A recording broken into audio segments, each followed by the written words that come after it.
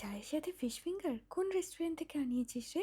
আরে ধ্যাৎ, রেস্টুরেন্ট থেকে আনতে যাবো কেন, বাড়িতেই বানিয়েছি। কি করে বানালি বল? আরে এটা কোনো ব্যাপারই না। রসুন, আদা, কাঁচা লঙ্কা, পার্সলি, ধনেপাতা, মরিচ গুঁড়ো, গরম মশলা, নুন, তেল আর লেবুর রস, ব্যাস পেস্ট বানিয়ে নিবি। আর পার্সলি না পেলে পুদিনাও দিতে পারিস। শুধু নামের তফাৎ করার জন্য ভেটকি মাছের ফিলে হাফ করে কেটে নিয়েছি। এটা না করলে কিন্তু এটাই আবার ফিশ ফ্রাই হয়ে যেত। এইভাবে ম্যারিনেট করে মিনিমাম 2 ঘন্টা তো রাখতেই হবে। তারপর 3টে বাটি নিয়েছি, একটাতে ময়দা, একটাতে ডিম ফেটিয়ে নিয়েছি আর আরেকটায় ব্রেড ক্রাম্বস।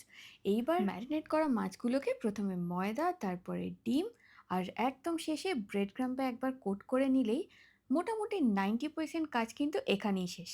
চাইলে একটা স্ক্রেপার দিয়ে একটু সুন্দর করে শেপ করে নিলে এটা কিন্তু একদম রেস্টুরেন্টের মতন দেখতে হয়ে যাবে। এইভাবে বানিয়ে ফ্রিজে রেখে দিয়েছি। তারপর এখন গরম চায়ের সাথে গরম গরম ভেজে নিয়েছি।